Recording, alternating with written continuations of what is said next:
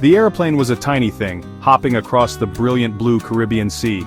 Its wings seemed to dance in the sunlight, casting fleeting shadows on the endless water below. The hum of the engine was steady, but my heart raced with anticipation as the island adventure drew closer with every passing mile. Below, the water sparkled like scattered diamonds, each wave catching the sun and tossing it back in 1,000 glimmers.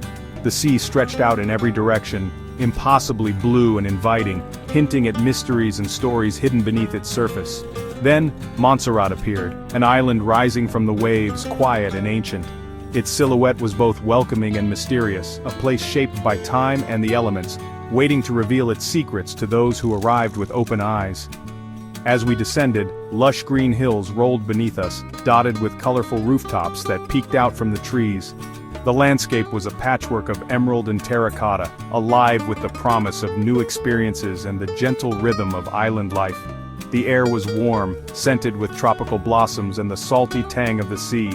A gentle breeze carried the fragrance of hibiscus and frangipani, mingling with the distant sound of waves breaking on the shore.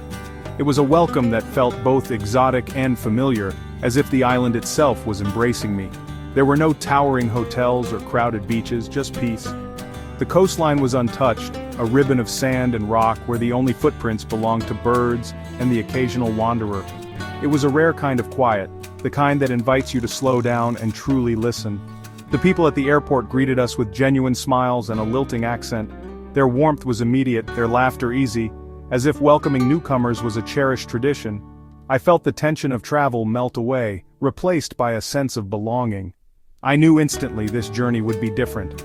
There was a sense of anticipation in the air, a feeling that I was about to step into a story much larger than myself. The island seemed to whisper promises of discovery and transformation. My driver John pointed south. "That's where the mountain is. That's where Plymouth used to be." His words carried a weight, hinting at the island's history and the power of nature that had reshaped its very heart. I could sense pride and sorrow mingled in his voice. The southern part looked hazy and gray, a stark contrast to the vibrant north.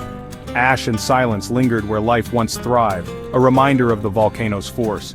Yet even in the quiet, there was a haunting beauty, a testament to resilience and renewal. The road hugged the coastline, goats and chickens crossing our path. Life here moved at its own pace, unhurried and unbothered by the outside world. Every bend in the road brought a new scene, a glimpse into the daily rhythm of Montserrat. Every turn revealed another stunning view of the sea. The horizon seemed endless, the water shifting from turquoise to deep blue as the sun moved overhead. It was impossible not to feel a sense of wonder at the sheer beauty of it all. I settled into a guest house with a veranda overlooking the water. The gentle sound of waves became my constant companion, and the view from my window was a living painting, changing with the light, always inviting me to pause and take it in. As the sun set, the sky blazed with orange and purple, and the night filled with the chorus of crickets and tree frogs. The air cooled, and the island seemed to exhale, settling into a peaceful hush. I listened to the symphony of the night, feeling both far from home and exactly where I was meant to be. I thought about the two sides of this island, the living north, the silent south. The contrast was striking, a reminder of how quickly life can change, and how communities adapt and endure. Montserrat was a place of both loss and hope, its spirit unbroken. Montserrat was a land shaped by nature's power, and I felt a pull to understand its story. The volcano's presence was everywhere, a silent guardian and a force of transformation. I knew I had much to learn from this island and its people. My adventure on the Emerald Isle had truly begun, and with every breath of sea air, every step on its soil, I felt the promise of discovery. This was more than a destination, it was the start of a journey into the heart of a resilient, beautiful land. Before 1995, Montserrat was a true paradise. Verdant hills, Irish roots, and the charming capital, Plymouth. Life moved gently, the volcano a distant, harmless backdrop. But in 1995, the Soufriere Hills volcano awoke. Earthquakes shook the island, steam and ash vented from the peak. At first it was a curiosity, but the rumblings grew, warnings became urgent. People evacuated, believing they'd soon return. Then, in June 1997, disaster struck. A pyroclastic flow engulfed Plymouth. The capital was buried, its vibrant colors erased by gray ash. More than half the population left Montserrat, seeking refuge abroad. The southern two-thirds became an exclusion zone ruled by the volcano. The island's heart was wounded, but its spirit endured. Those who stayed crowded into the north, beginning a new chapter. The Emerald Isle's story became one of loss and resilience. Montserrat's people would not be defined by tragedy alone. Today, Plymouth is a modern-day Pompeii, silent, haunting, and off-limits except with a guide. Entering the exclusion zone, the world turns gray and still. The silence is heavy, broken only by the crunch of ash underfoot. Half-buried buildings poke through hardened mud like tombstones. The clock tower's hands are frozen at the moment of disaster. Rusted cars, filled with ash, line the ghostly streets. Walking through safe areas, you see outlines of roads and homes, a child's toy, a single shoe, echoes of lives interrupted. Inside buildings, desks and books remain covered in dust, as if time simply stopped. The city is not just buried, but frozen. Plymouth stands as a powerful monument to what was lost. It's a place of sorrow, but also reflection on the fragility of our world. Here nature's force is undeniable, and yet the human story lingers in every silent corner. My guide, David, had lived through the eruptions. His memories brought the ruins to life. As we walked together, he spoke quietly, his voice carrying the weight of loss and survival. Every broken wall and scorched tree seemed to hold a story, and David remembered them all. He described the days when the town was full of laughter and the air was thick with the scent of fresh bread from the market. He pointed out the old market, now a flat expanse of ash. Once it was the heart of the community, bustling with vendors and neighbors greeting each other. Now only the faint outlines of stalls remained, barely visible beneath layers of gray. I tried to imagine the vibrant scenes he described, overlaid on the desolation. It was difficult to reconcile the lively images in my mind with the silence and emptiness before me. The contrast was haunting, a reminder of how quickly life can change.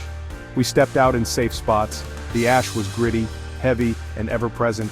Each step felt like walking on another planet, the ground shifting beneath our feet. The air was thick, carrying the faint smell of sulfur, and every movement stirred up tiny clouds of dust. The silence was immense, no birds, no insects, just the wind and our breath.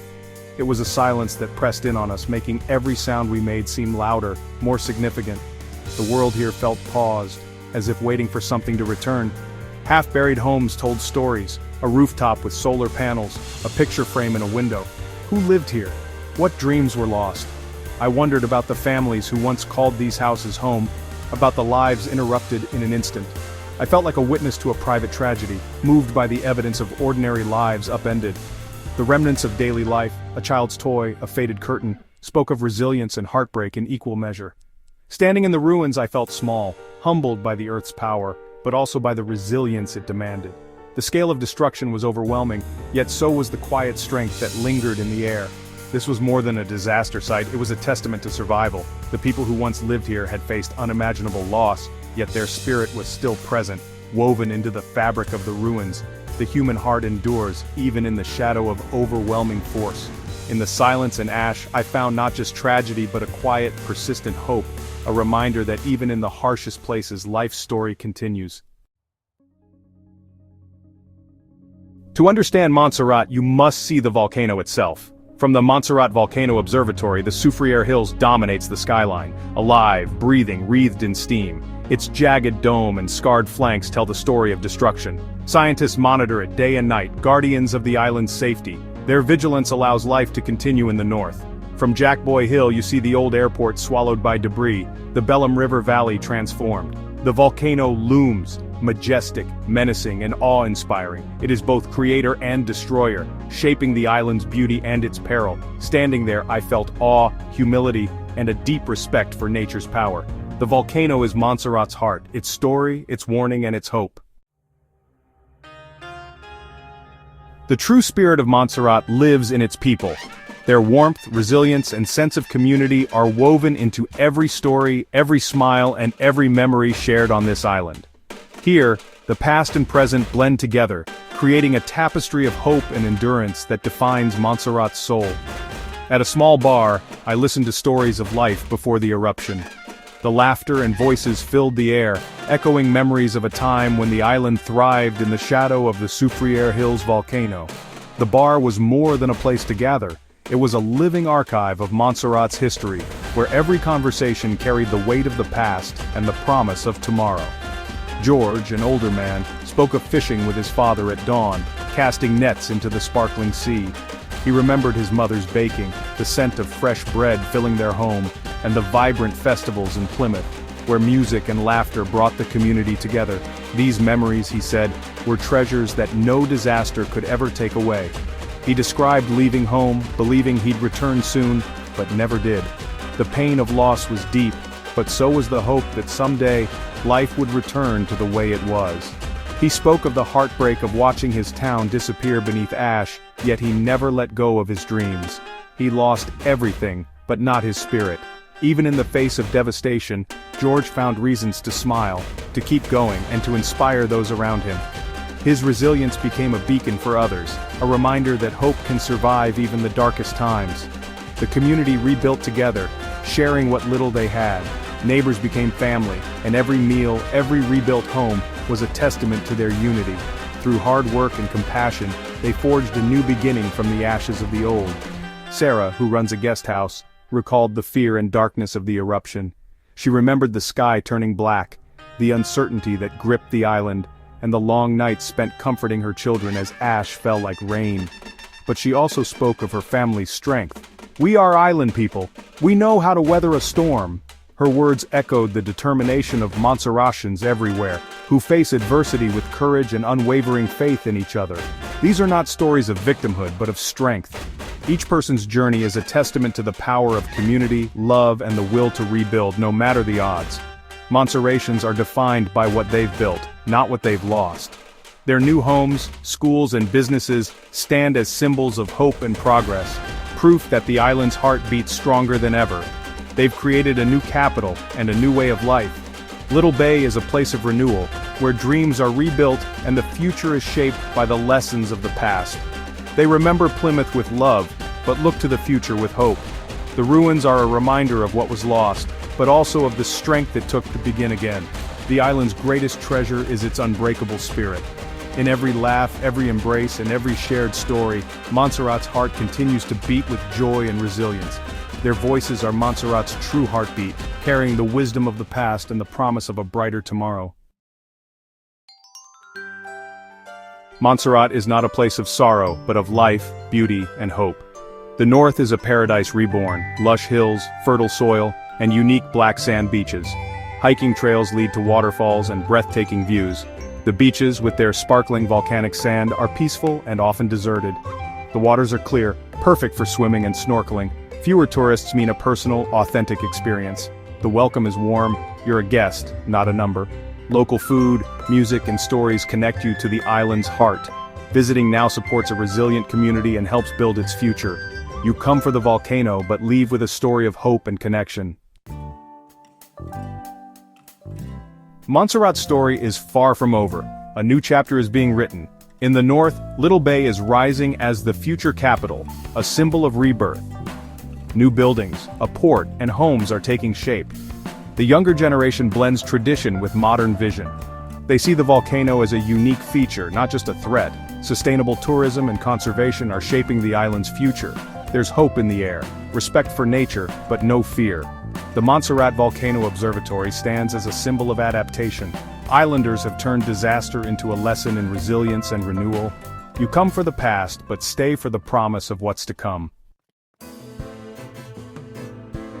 In a world drawn to the famous, Montserrat offers quiet magic.